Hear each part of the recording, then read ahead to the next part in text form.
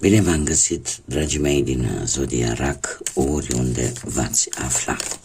Bine ați venit tuturor pe canalul meu Tarot Flori de Loto. Numele meu este Nina pentru cei care nu mă cunosc. Și ca de obicei mă bucur să vă am alături la fiecare lectură, atât pe dragii mei abonați, cum de asemenea și pe cei care poate sunteți pentru prima oară pe acest canal. Cer scuze pentru voce, probabil că timpul și ploile din ultima vreme își fac simțită prezența și în privința sănătății, așa că, cum am mai spus, îmi cer scuze pentru vocea un pic răgușită. Azi voi face o lectură temporală, așa cum v-am obișnuit, o lectură fără limită de timp, pe care voi să o puteți urmări oricând doriți sau atunci când apare în viața voastră.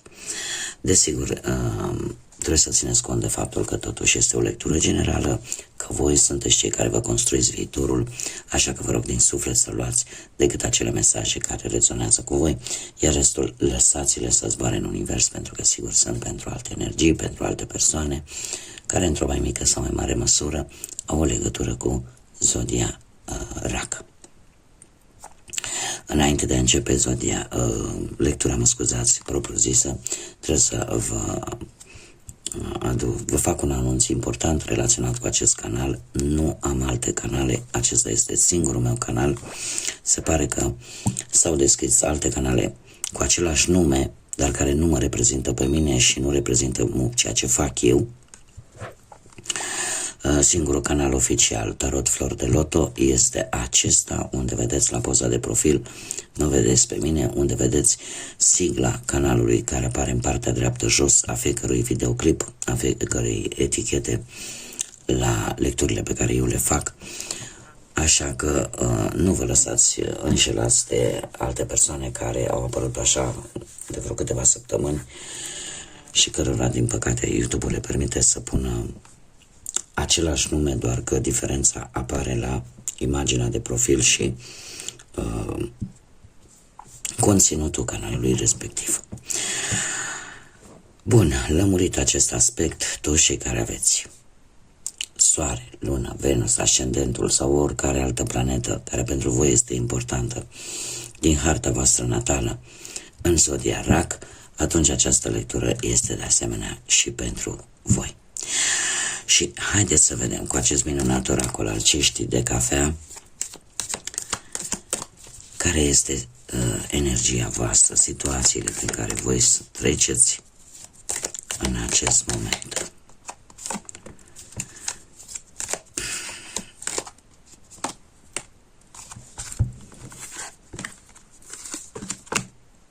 Dragii mei, dragii mei dragi, la modul general, da? La modul general trebuie să vă spun că ați avut o perioadă, unii dintre voi, în care pur și simplu ați mers înainte, ați fost liberi, v-ați simțit liberi și ați cam făcut cam ce ați vrut voi. În acest moment lucrul ăsta se termină pentru unii dintre voi. De ce? Pentru că se apropie noi începuturi. Avem roata care ne vorbește despre un sfârșit de etapă în viața voastră, noi începuturi, cum de asemenea și sfârșitul, cum am mai spus, de un proiect, de o relație, de muncă. Cert este că un capitol se încheie și începe un capitol nou. Mai ales pentru cei care sunteți singuri de foarte multă vreme,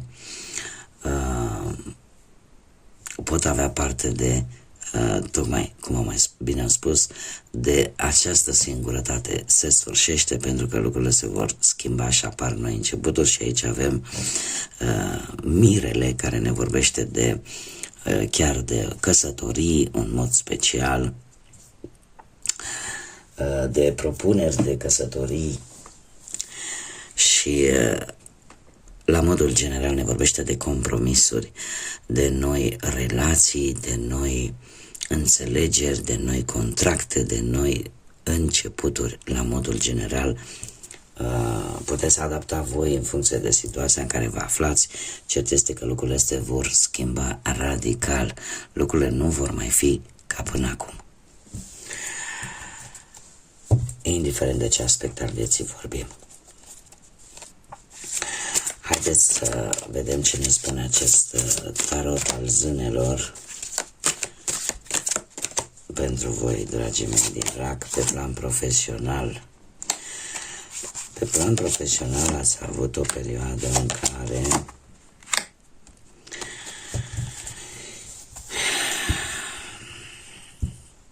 în care ați traversat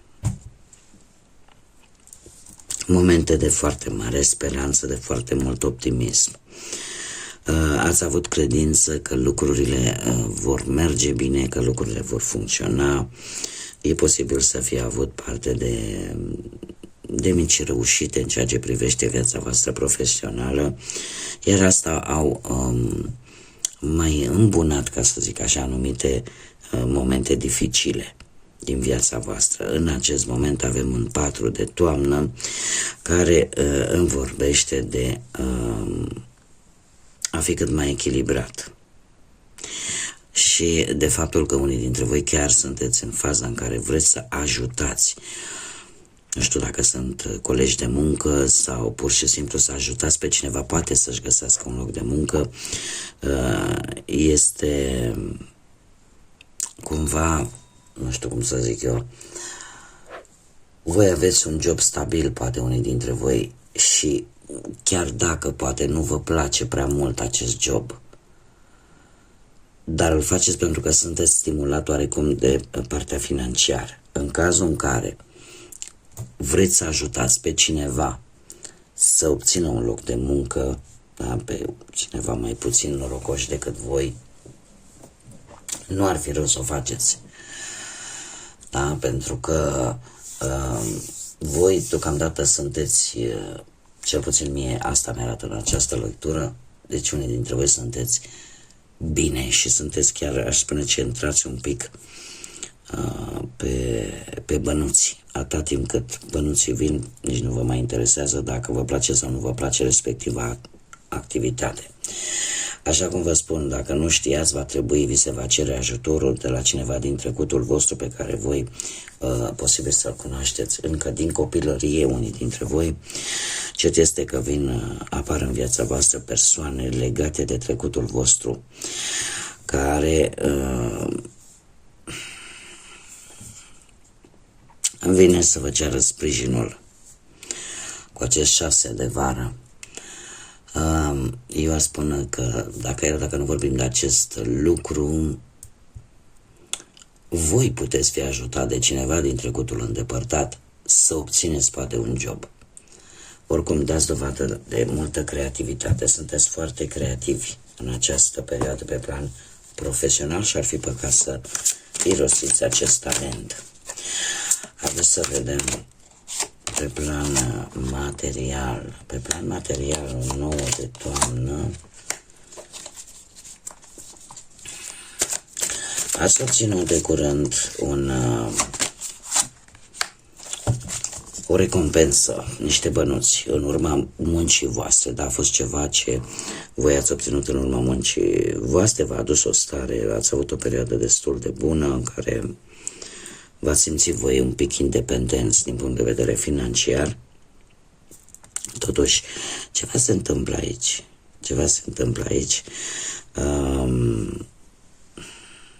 Ceva probleme financiare, dar care eu zic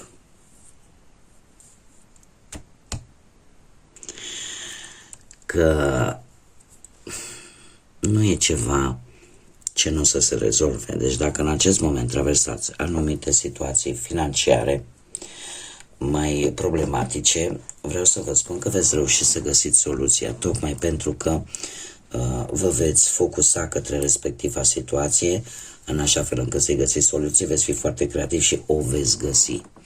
Deci veți găsi, cred că asta ar fi o veste bună pentru următoarea perioadă, pentru că vei găsi această soluție de a-ți îmbunătăți partea materială, care în acest moment este destul de importantă pentru voi. Cum de asemenea e posibil ca cineva din familie sau vreun asociat, de ce nu, vă poate ajuta. Ce ar trebui să știți voi, dragilor, aveți încredere în primul și în primul rând în intuiția voastră și cred că ar trebui să fiți un pic mai ponderați în să spun eu, în a avea prea mult grijă de alții din punct de vedere financiar. Da, poate e prea mult.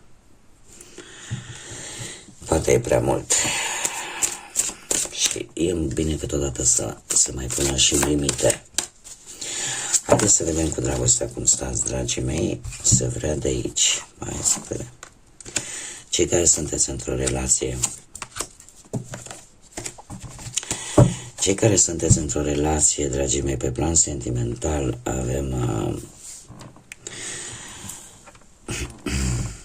avem numai bâte, foarte multă pasiune între voi. Și chiar dacă poate unii dintre voi considerați că sunteți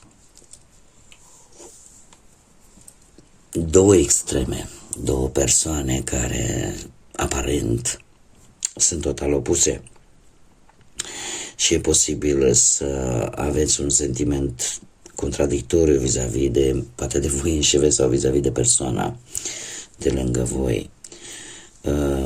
Se pare că există o ambiție aici la mijloc în relația voastră, dar iar asta poate duce la un stres provocat de multe lucruri care vin așa în cascadă în relația voastră. Trebuie să vă spun că parcă voi ceva foarte rapid s-a întâmplat, posibil pentru unii sau se va întâmpla imediat, ceva rapid care a adus schimbări bruște pe care, culmea, voi le puteți face față dintr-un anumit punct de vedere, dar perechea voastră posibil să nu.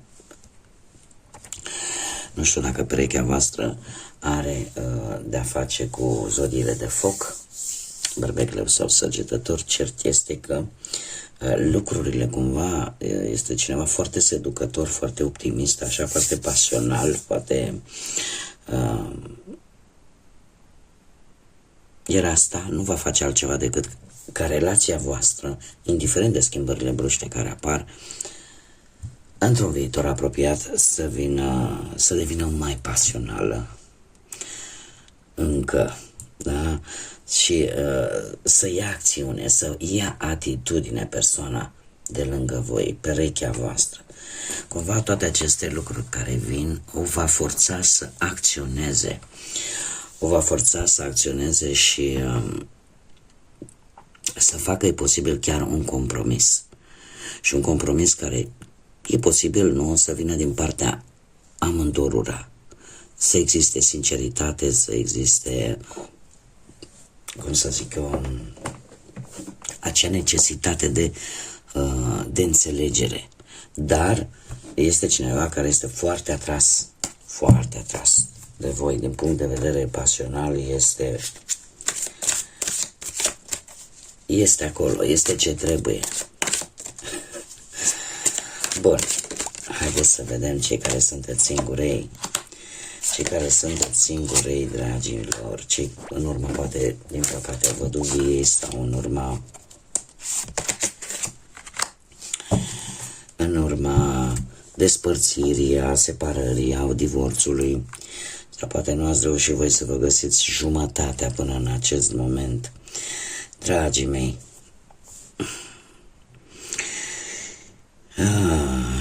avem un șapte de bâte, un 7 de primăvară, care mie îmi vorbește de o luptă. O luptă pe care unii dintre voi ați dat-o de ceva vreme pentru o anumită persoană care pe tine te-a interesat.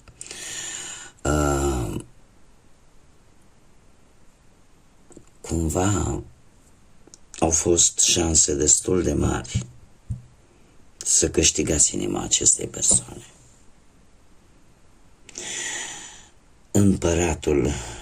Împăratul îmi vorbește de multă logică, multă organizare din partea ori a voastră, ori a acestei persoane. E o persoană care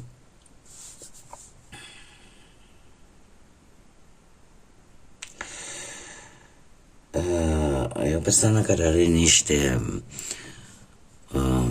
cum să spun eu, niște calități, sau mai bine zis, niște principii foarte tradiționale în ceea ce privește relația. Nu este o persoană care să se obișnuiască foarte repede la lucrurile moderne sau la ce se poate, sau la modul în care văd situația sau relația în prezent, cum o vede societatea.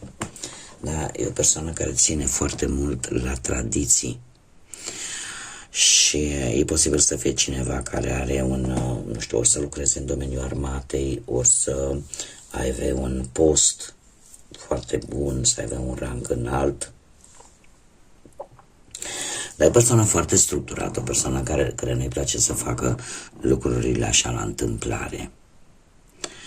Și are nevoie de stabilitate, de echilibru în viața sa sentimentală. Acum, dacă nu vorbim de o anumită persoană care aici mi-apare zodia Berbec, atunci putem vorbi de voi și de situația în care voi, în acest moment, vreți mai multă stabilitate. În acest moment, voi vreți să fiți un pic mai organizați.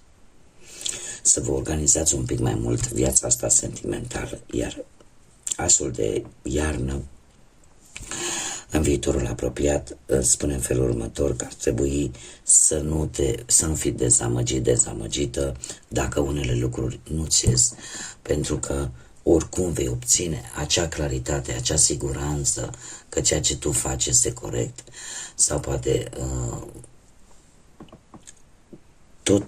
toată lupta pe care tu ai dat-o până în acest moment vis-a-vis, poate de această persoană nu va face altceva decât să te împingă, vrei nu vrei, către un nou stil de viață, către o nouă manieră de a vedea lucrurile într-o relație. Cum de asemenea asul de iarnă mie îmi indică că mulți dintre voi sunteți pregătiți pentru o nouă relație. Ce este important este ca voi să vă exprimați cât mai clar și cu cât mai multă precizie, să nu lăsați loc de interpretări greșite și se pare că noi idei o să vă vină așa, în așa fel încât poate să cuceriți inima acestei persoane, sau să știți exact cam ce vă doriți în relație. Hai să vedem care este mesajul general pentru voi, dragii mei, din RAC, mesaj general. Și avem inventatorul care spune în felul următor: decide ceea ce îți dorești cu adevărat, pentru că ai această ingeniozitate de a cere. Evită să fii să păcălești, să fii un păcălitor, și încearcă să practici mai mult integritatea, să-ți păstrezi tu integritatea ta.